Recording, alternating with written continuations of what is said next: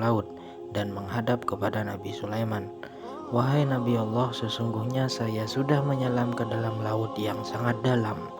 Namun saya tidak menemukan apapun di dalam sana," ucap jin ifrit kepada Nabi Sulaiman.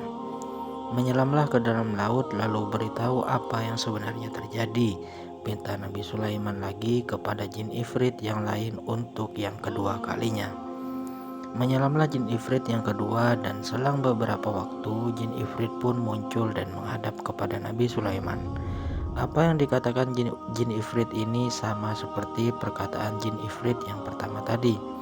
Masih belum puas dengan apa yang dikatakan jin ifrit, Nabi Sulaiman memerintahkan Asif Barkia untuk berdoa kepada Allah agar memberitahu apa yang terjadi di dalam laut.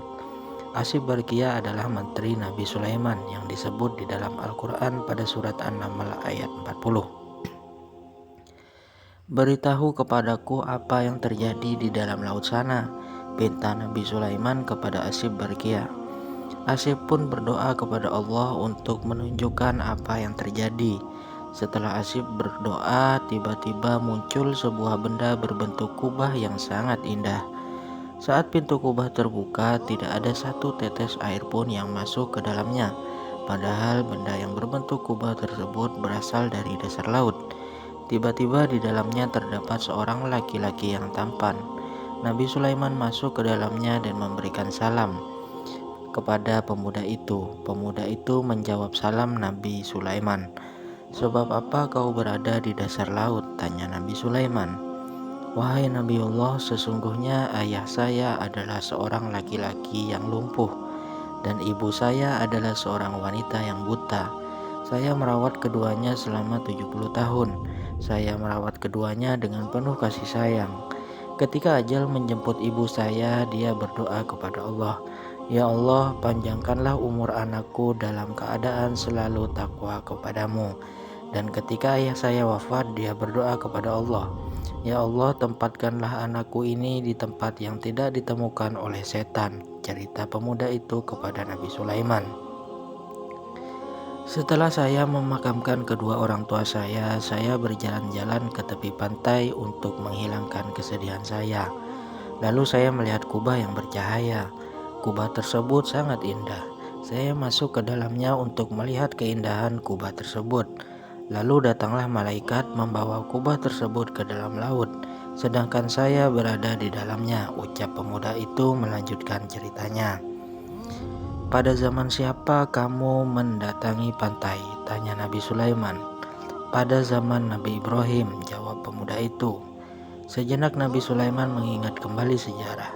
Begitu terkejutnya Nabi Sulaiman ketika mengetahui bahwa jarak zamannya dengan zaman Nabi Ibrahim itu adalah 2400 tahun.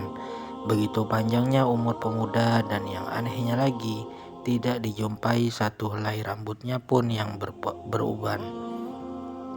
"Lalu bagaimana kamu bisa mendapatkan makan dan minum?" tanya Nabi Sulaiman. "Wahai Nabi Allah, setiap hari datang kepadaku seekor burung yang membawakanku makanan. Saya memakannya. Saya merasakan kenikmatan yang belum pernah saya rasakan di dunia.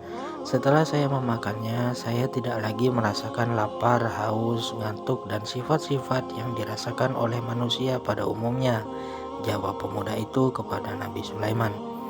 "Maukah kamu ikut dan tinggal di kerajaanku, atau kamu ingin kembali kepada tempatmu?" Nabi Sulaiman memberikan penawaran kepada pemuda itu. "Wahai Nabiullah, kembalikan aku ke tempat semula," pinta pemuda itu kepada Nabi Sulaiman. Lalu Nabi Sulaiman memerintahkan Asif Barkia untuk mengembalikan pemuda itu ke tempat semula. Saat itu juga pemuda itu hilang dari pandangan Nabi Sulaiman dan rombongannya. Dari kisah tersebut kita bisa mengambil hikmah bahwasanya doa orang tua itu sangatlah mustajab dan tidak bisa diragukan lagi. Oleh karena itu, kita sebagai anak seharusnya berbakti kepada orang tua. Jangan sampai kita menyakiti hati mereka dan selalu mengharapkan ridho dari orang tua. Dari Abdullah bin Amr radhiyallahu an, ia berkata, Rasulullah Shallallahu alaihi wasallam bersabda, "Ridho Allah tergantung pada ridho orang tua, dan murka Allah tergantung pada murka orang tua." Hadis riwayat Hakim At-Tabrani.